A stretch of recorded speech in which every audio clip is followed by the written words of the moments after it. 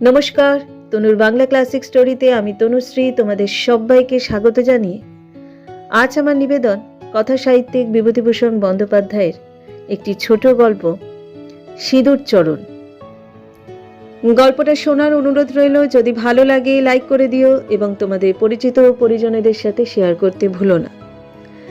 তাহলে শুরু করছি বিভূতিভূষণ বন্দ্যোপাধ্যায়ের ছোট গল্প সিঁদুর চরণ।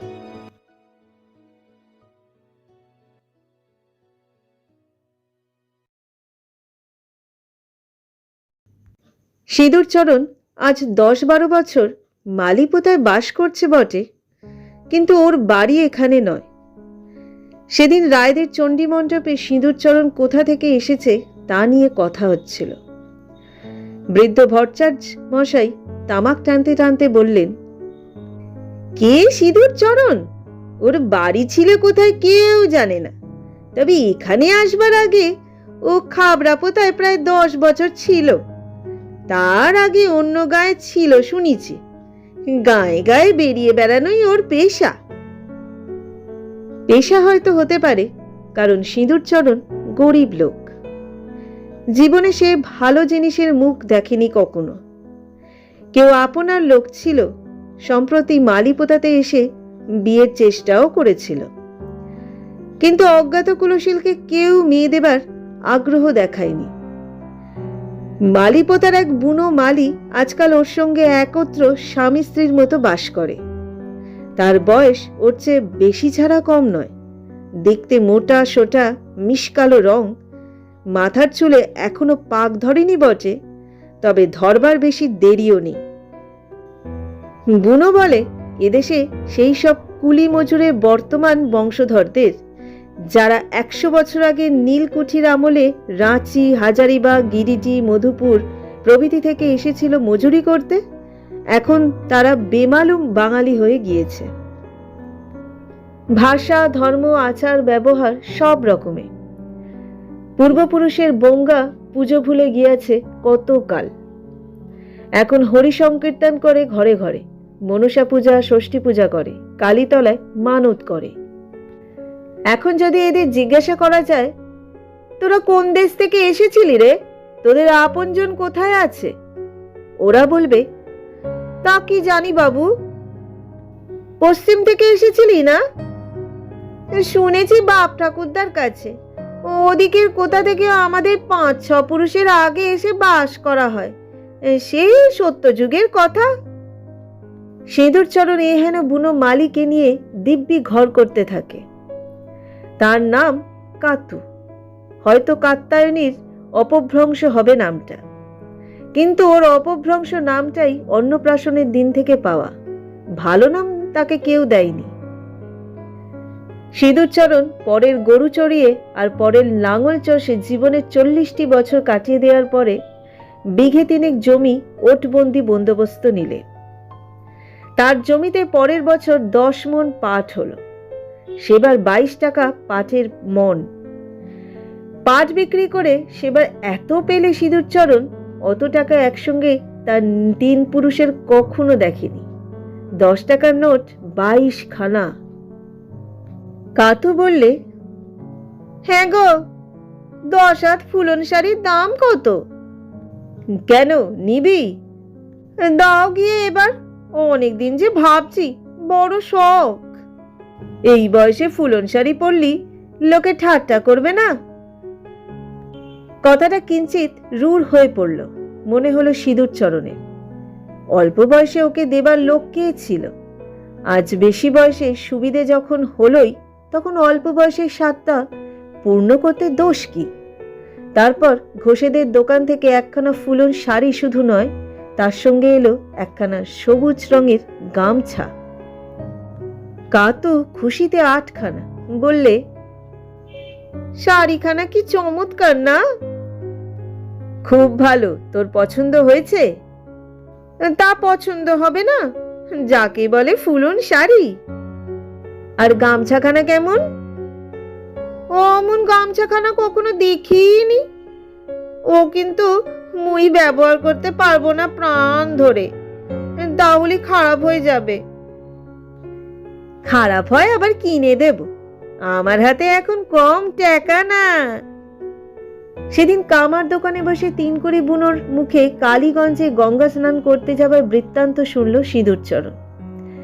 বাড়িতে এসে কাতুকে বললে, কাতু তুই থাক, আমি 2 দিন দেশ বেরিয়ে আসি। কোথায় যাবা? একদিকে বেরিয়ে আসি। আমারে নিয়ে যাবা না? তুই যাস তো চল, ভালোই তো। দুজনের জিনিসপত্র একটা বোঁচকাতে বেঁধে তৈরি হলো। কিন্তু যাবার দিন কাতুর মত বদলে গেল হঠাৎ। সে বললে, তুমি যাও, আমি যাব না। গরুটার বাছুর হবে এই মাসের মধ্যে, যদি আসতে দেরি হয় বাছুরটা বাঁচবে না। তুই যাবি নে? আমার গেলি চলবে কেমন করে? বাছুরটা মরে গেলি সারা বছরটা আর দুধ খেতে হবে না। তুমি যাও, আমি যাব না। সুতরাং সিঁদুরচরণ একাই রওনা হলো বোঁচকা নিয়ে। রেলগাড়িতে সামান্যই চড়েছে সে। একবার কেবল বেনাপোল গিয়েছিল গরুর হাট দেখতে। সে জীবনে একবার মাত্র রেলগাড়ি চড়া। পরে চাকরি করতে সারা জীবন কেটেছে। স্টেশনে গিয়ে রেলে চড়ে যেতে হবে। সিঁদুরচরণ কাপড়ের খুঁটে শক্ত করে গেঁড়ো বেঁধে 2খানা 10 টাকার নোট নিয়েছে। কেউটেপাড়ার কাছে পাঁচু বুনোর দোচালা ঘর রাস্তার ধারে। ওকে দেখে পাঁচু জিজ্ঞেস করলে, ও সিঁদুরচরণ, কনে চলেছ এত সকালে? একটু স্টেশনে যাব। কোথায় যাবা? বেড়াতে যাবা, রানাঘাটের দিকে। তামাক খাও বসে? সিঁদুরচরণ তামাক খেতে বসল। কাছেই একটা বাঁশনি বাঁশের ঝাড়। সিঁদুরচরণ সেদিকে চেয়ে ভাবলে, এই বাঁশনি বাঁশের ঝাড়টা এ দেশে, আবার অন্য দেশেও গিয়ে কি এমনই দেখা যাবে? সে আবার না জানি কিরকম বাঁশনি বাঁশ। এইরকম কেঁচো, এইরকম কচুর ফুল কি অন্য জায়গাতেও আছে? দেখতে হবে বেরিয়ে। সত্যি বড় মজা দেশ বিদেশে বেড়ানো। সিঁদুরচরণ স্টেশনে পৌঁছবার কিছু পরে টিকিটের ঘন্টা পড়ল ঢং ঢং করে। একজন ওকে বললে, যাও গিয়ে টিকিট করো, গাড়ি আসছে। টিকিটের জানলায় গিয়ে ও বললে, বাবু একখানা টিকিট দেন মোরে। টিকিট বাবু বললে, কোথাকার টিকিট? দেন বাবু, রানাঘাটেরই দেন, আপাতক একখানা।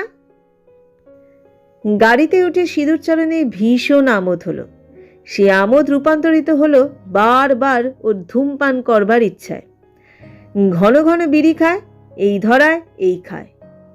কয়েকটি বিড়ি খেতে খেতেই রানাঘাটে গাড়ি এসে পড়াতে ও আশ্চর্য হয়ে পড়ল।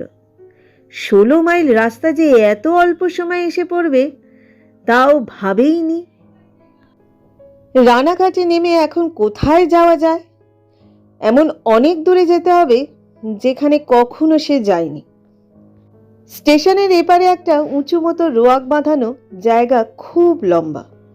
তার দুধারে রেল লাইন পাতা। সেই লম্বা রোয়াকের ওপর লম্বা একটা টিনের চালা। অত বড় টিনের চালার তলায় বা রোয়াকটার অন্যদিকে লোকে পান, বিড়ি, চা, খাবার ইত্যাদি বিক্রি করছে। লোকজনে কিনছে, যেন একটা মেলা বসে গিয়েছে। মরিঘাটায় গঙ্গা স্নানের যোগের সময় এরকম মেলা সে দেখেছে। একদল উত্তরে লোক তার সঙ্গে একই ট্রেন থেকে নেমে বিড়ি টেনে আড্ডা জমিয়েছে টিনের চালার নিচে। ও সেখানে গিয়ে বললে, কোনে যাবা? তারা বললে, মুর্শিদাবাদ, বেলডাঙ্গা। সে কোনে? উত্তরে। কোথায় গিয়েলে? পাট কাস্তে গেছিলাম, ওই কানসোনা, তালহাটি, মেহেরপুর। মেহেরপুর গ্রাম সিঁদুরচরণের বাড়ির কাছে। লোকগুলো সেখান থেকে আসছে শুনে সিঁদুরচরণের মনে হলো এই দূর বিদেশ বিভুঁইয়ে এরাই তার পরম আত্মীয়। সে বললে, মেহেরপুরের নসিবুদ্দিন শেখরা চেনো? তেনার বাড়িতেই তো ছিলাম আমরা, বছর বছর তেনার পাট কাছি, পত্তর দিয়ে আমাদের তিনি নিয়ে আসে। মুইও তারে খুব চিনি। আপনি কদ্দূর যাবা? বেড়াতে বেড়াইছি, যদ্দূর যাওয়া যায় তদ্দূর যাব। ওদের মধ্যে একজন বললে, তবুও কদ্দূর যাওয়া হবে? আমার সঙ্গে বাহাদুরপুর চলো, আমি সেখানে যাব। সে কোনে? কেষ্টলগড় ছাড়িয়ে। তবে পয়সা নিয়ে মোর টিকিটখানা তোমার সঙ্গে করে নিয়ে এসো ভাই। দেও, টাকা দেও। কত নাগবে? 11 আনা। আধ ঘন্টা পরে লোকটা টিকিট কেটে এনে তার হাতে দিল। সিঁদুরচরণ পুটুরির মধ্যে থেকে কাতর দেয়া ধুপি পিঠে খেতে লাগলো এবং তার সঙ্গীকে দিলে।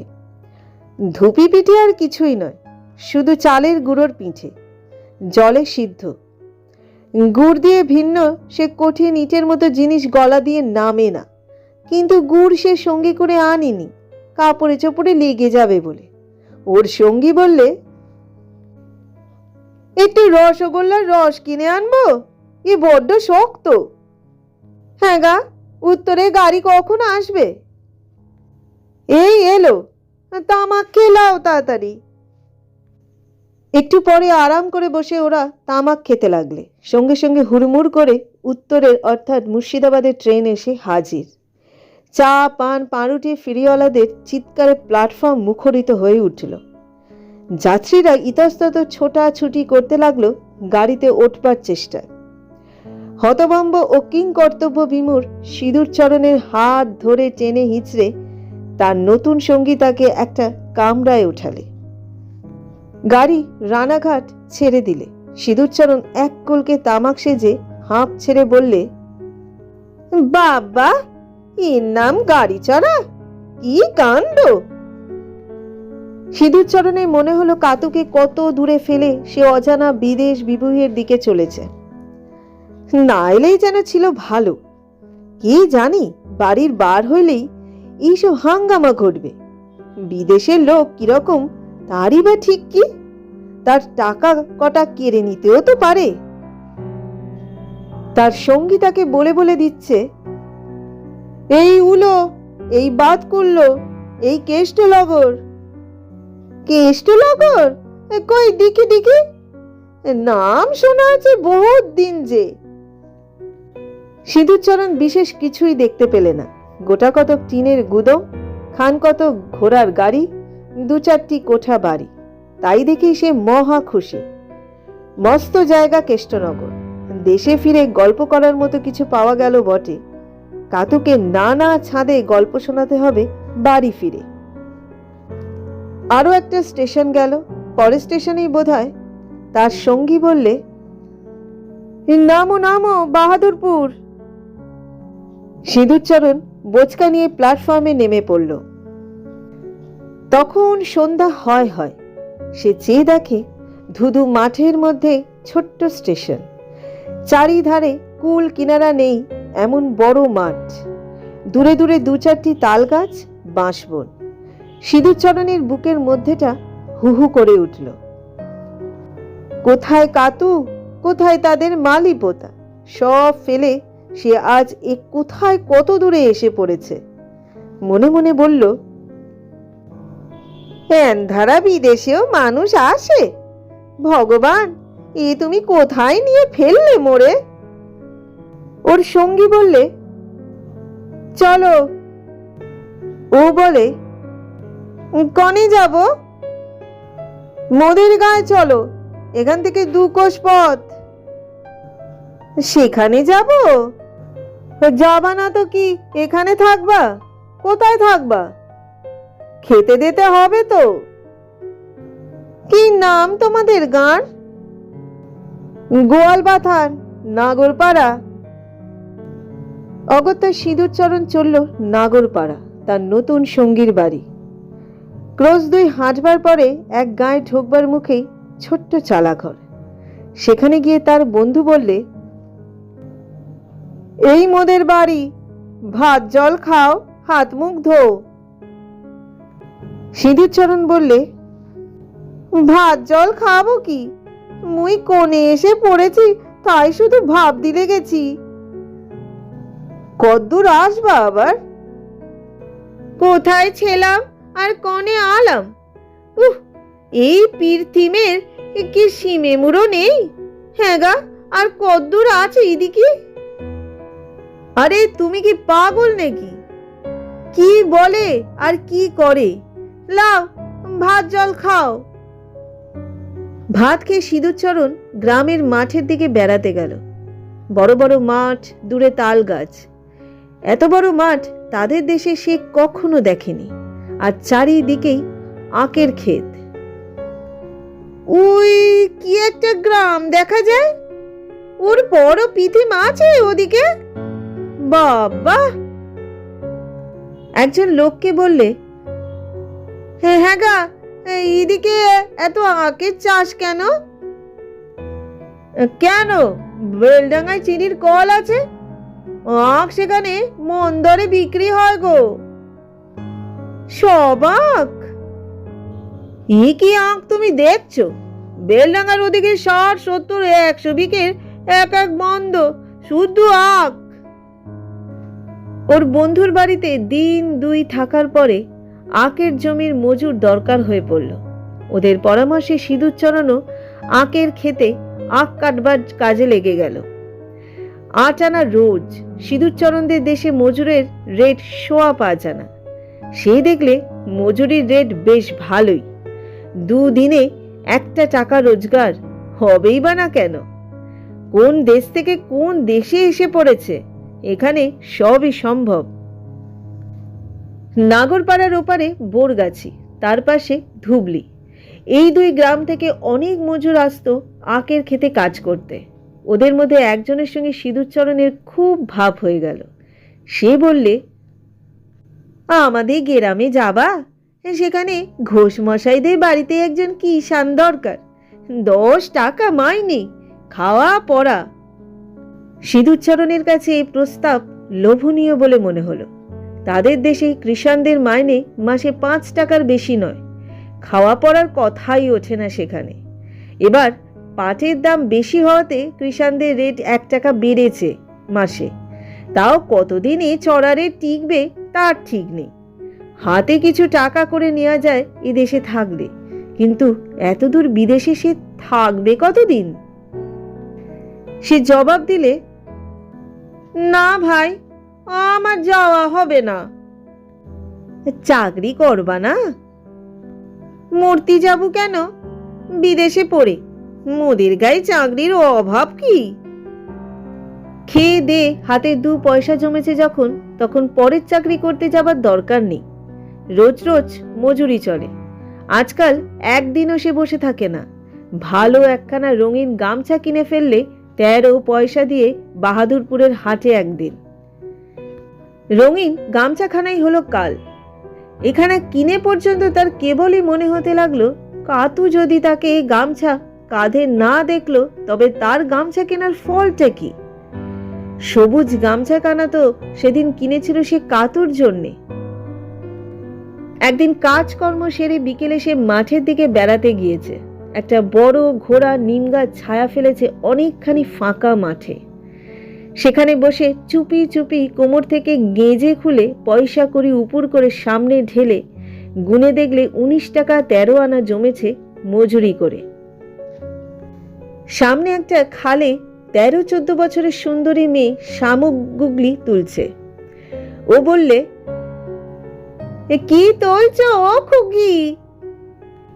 মেয়েটা বিস্ময় সুরে বললে, কি তুলছো? কি গুগলি? কি হবে?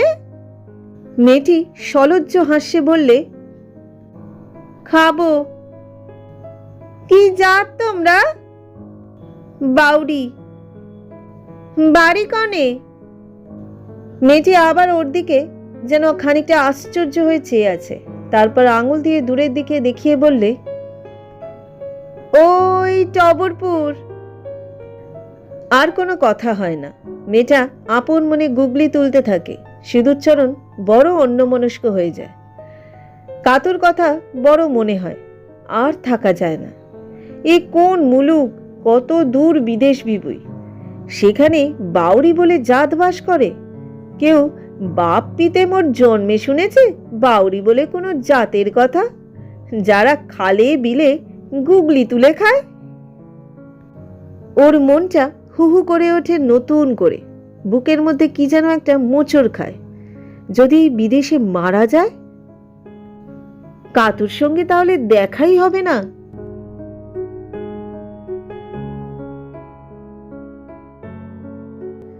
কাতু সজনে তলায় গরু বেঁধে বিচুলি কেটে দিচ্ছে। সন্ধ্যের পিদিম ঘরে ঘরে সবে জ্বালা শুরু হয়েছে। এমন সময় রাস্তা কাঁপিয়ে রব উঠল, বলো হরি, হরি বল। ব্যাপারটা নতুন নয়। এই পথ দিয়ে দূর দেশের সমস্ত মরা পোড়াতে নিয়ে যায় কালীগঞ্জের বা চাঁদুরের গঙ্গা তীরে। কাতুদের পাড়ায় কি একজন জিজ্ঞেস করলে, কোনে কার মরা? সনেকপুর। কি জাত? হ্যাঁ গা, সনেকপুরে বিপিন ঘোষের নাম শুনেছ? তেনার ছেলে। কাতু বিপিন ঘোষের নাম শোনেনি, কিন্তু বড় কষ্ট হলো শুনে। কারোর জোয়ান ছেলে মারা গেল, বাপ মায়ের কি কষ্ট। এ লোক যে কোথায় গেল আজ মাস খানেকের ওপর হবে তা কেউ জানে না। খবর পত্তর কিছুই নেই। শিবির মা গায়ে ধুইতে এসে দেখলে ও চালাঘরের ভেজতলায় সে কাঁদছে। শিবির মা অবাক হয়ে বললে, কাঁদছিস কেন রে? মনটা বড্ড কেমন করছে। দূর, বাছুরটা ধর, এদিকে আয় দিনি। একটা মরা নিয়ে গেল দেখলি? বিপিন ঘোষের ছেলে নিয়ে গেল তো তোর কি? মর মাগি, বাছুর ধর, এখনই পিয়ে যাবে। শিবির মা পাড়ার গায়ে রটিয়ে দিলে সিঁদুরচরণ কাতুকে ফেলে পালিয়েছে, আর আসবে না। এতদিনে বোঝা গেল। অনেকে সহানুভূতি দেখালে, কেউ কেউ বললে, বিয়ে করা স্বামী নয় তো, গিয়েছে তা কি হবে? গরুটা রয়েছে, অমন ভালো বকনা বাছুরটা হয়েছে, ওরই রইল। আরো দিন 15 কাটল। কাতুর চোখে জল শুকোয় না। রোজ সন্ধেবেলা মন হু হু করে। এমন বকনা বাছুর হলো গরুটার। বার দোয়া শেষ করে আজ সেই গরু 1.5 সের দুধ দিচ্ছে দুবেলায়। ও এসে দেখুক, নইলে ঘরে আগুন ধরিয়ে সে চলে যাবে একদিকে, যেদিকে 2 চোখ যায়। পাড়ার শ্রীচরণ সর্দার আজকাল ও বাড়ি বড় যাতায়াত শুরু করেছে। ঠিক যে সময়টিতে কেউ থাকে না, ভর সন্ধেবেলাটি বাঁশ বনে রোদ মিলিয়ে গিয়েছে, শ্রীচরণ এসে বলবে, ও কাতু, কি ঘরে আছিস? কেনে, একটু তামুক খাওয়া। তামুক নেই গো। পান সাজ একটা। পান কোনে পাবো? মানুষ ঘরে না থাকলে ওসব থাকে? তুমি এখন যাও। শ্রীচরণ সর্দার দমবার পাত্র নয়। তার স্ত্রী বিয়োগ হয়েছে আজ 2 বছর। অবস্থা ভালো। 1 আউরি ধান ঘরে তুলেছে গত ভাদ্র মাসে। এবার চড়া পাটের বাজারে 30 মণ পাট বিক্রি করেছে। লোকে খাতির করে চলে ওকে। শিবির মা রোজ গায়ে ধুইতে এসে শ্রীচরণের ঐশ্বর্যের ফিরিস্তি কাতুকে শুনিয়ে যায় অকারণে। শ্রীচরণ নিজে 2-1 দিন অন্তর আসে। বসতে না বললেও দাঁড়িয়ে দাঁড়িয়েই গল্প জমাবার চেষ্টা করে। কাতুর ভালো লাগে না এসব। আর কিছুদিন সে দেখবে, তারপর গরু বাছুর বিক্রি করে দিয়ে সে বেরিয়ে পড়বে একদিকে।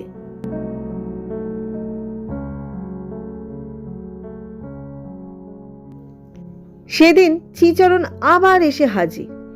ডাক দিল, ও কাতু। কি বাবা, তা একটু ভালো করে কথা বললি কি তোর জাত যাবে? তুমি রোজ রোজ ভর সন্ধেবেলা এখানে আসো কেন? তা দোষটা কি? না, তুমি এসো না, লোকে কি মনে করবে?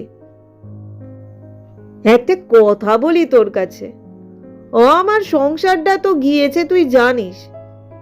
একা থাকতে বড্ড কষ্ট হয়। তা কি করব আমি? শ্রীচরণের আর বেশি কথা বলতে সাহস হলো না। আমতা আমতা করে বললে, না না, তাই বলছি। এখন তুমি এসো গিয়ে। শ্রীচরণ তবুও যায় না, বলে, ওরে দাঁড়া, যাবো যাবো, থাকতে আসিনি। এই 2 বিষ ধান কর্জ দিলাম 5 বলি, হয়েছে 1.5 পৌটি ধান, তা লোকের উপকারে লাগে তো লাগুক। ধান ঝেড়ে দিয়ে থুয়ে এই আসছি, বড্ড কষ্ট হয়েছে আজ। কাতু ঝাঁঝালো সুরে বললে, কষ্ট জুড়োবার আর কি জায়গা নেই গায়ে? তোর সঙ্গে 2 কথা বললি আমার মনটা জুড়োয়। সত্যি বলছি কাতু, তোরে দেখে আসছি ছেলেবেলা থেকে। আমি যখন গরু চড়াই তখন তুই এতটুকু। তোর বয়স আমার চেয়ে 7-8 বছরের কম। বেশ, তা এখন যাও। বয়সের হিসেব কষতি কে বলছে তোমারে? হ্যাঁ রে, সিঁদুরচরণ তোরে ফেলে এমনিই পালালো। না পয়সা করে কিছু দিয়ে গিয়েছে, চলা চলতির একটা ব্যবস্থা চাই তো। সেজন্যই তোমার দৌড়ে গিয়ে কেঁদে পড়লাম মুই। জিজ্ঞেস করি? শ্রীচরণ বেগতিক দিকে আস্তে আস্তে চলে গেল। কাতু কাঁদতে বসল। তার বয়স হয়েছে এই কথা সত্যি, প্রায় 45-এর কাছাকাছি, কি তার চেয়েও বেশি। ঘর সংসার বলে জিনিসের মুখ এই কয় বছর দেখেছে সিঁদুরচরণের কাছে থেকে। আবার কোথায় যাবে এই বয়সে? একটা পেট চলে যাবে, ভিক্ষে করা কেউ কেড়ে নেবে না। 2 দিনে গেরস্থালি ভেঙে যদি যায়, আর কোথাও গেরস্থালির বাঁধবে না, সব ছেড়ে পথে বেরিয়ে পড়বে। শিবির মা এসে দৌড়ে দাঁড়ালো। কাতু জানে ও কেন আসে। আসে একটা নিয়ে অবশ্যই। বললে, একটু হলুদ বাটা দেবা? নিয়ে যাও। 2 সের হলুদ এনেছিলাম শ্রীচরণ সর্দারের বাড়ি থেকে, তা ফুরিয়ে গিয়েছে। ওর ঘরে কোনো জিনিসের অভাব নেই। হলুদ বলো, ঝাল বলো, পেঁয়াজ বলো, সর্ষে বলো, সব মজুদ। গুড় আমাদের দেয় বছরে 1 খানা করে। ওর ঘরে 4-5 মণ গুড় হয় ফি বছর। কাতু বললে, তা এখন হলুদ বাটনা নেবা? শিবির মা বললে, হলুদ বাটনা দেও একটু, মাছ রাঁধবো। তবে নিয়ে যাও। তোমার শরীর খারাপ হলি দেখাশোনা করে কে, তাই ভাবছি। সে ভাবনা তোমায় ভাবতে কেডা গলা ধরে সেঁধেছে শুনি? গজালা কথা শুনলি হয়ে আসে। ঠিক সেই সময় উঠানের মাঝখানে দাঁড়িয়ে কে ডাক দিলে কাতুকে। কাতু চমকে উঠে পরক্ষণে দাওয়া থেকে ছুটে নেমে এসে বললে, তুমি? ও মা, আমি কোণে যাব? শিবির মা অন্য দিক দিয়ে পালানোর পথ খুঁজে পায় না শেষে।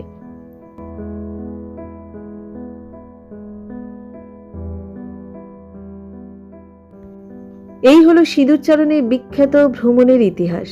এরপর থেকে মালিপোতা গ্রামের মধ্যে বিখ্যাত ভ্রমণকারী বলে সে গণ্য হয়ে রইল। 10 বার ধরে এ গল্প করেও তার ভ্রমণ কাহিনী আর ফুরোয় না। লোকে আঙুল দিয়ে তাকে দেখিয়ে বলে, ওই লোকটা বাহাদুরপুর গিয়ে এলো, জোয়ান বয়সেও বড্ড বেরিয়েছে দেশ বিদেশে। অবশ্য সিঁদুরচরণকে দেখতে নিতান্ত সাধারণ লোকের মতোই। তার মধ্যে যে অত বড় গুণ লুকিয়ে আছে তা তাকে দেখে বোঝবার উপায় ছিল না। মানুষের কীর্তি মানুষকে অমর করে। সিঁদুরচরণের খ্যাতি আমার কানেও গিয়েছিল। ঝুমরির বাগানের মধ্যে দিয়ে সিঁদুরচরণ হাট থেকে সেদিন ফিরছে। আমি বললাম,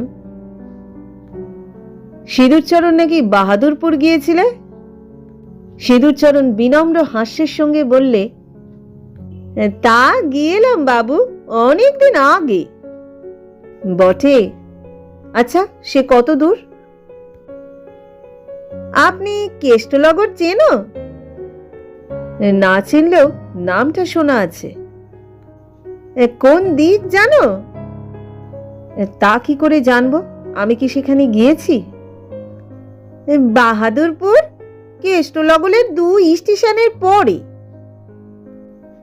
কথা শেষ করেই সিঁদুরচরণ আমার মুখের দিকে চেয়ে রইল, বোধহয় এই দেখবার জন্য যে তার কথা শুনে আমার মুখের চেহারা কিরকম হয়।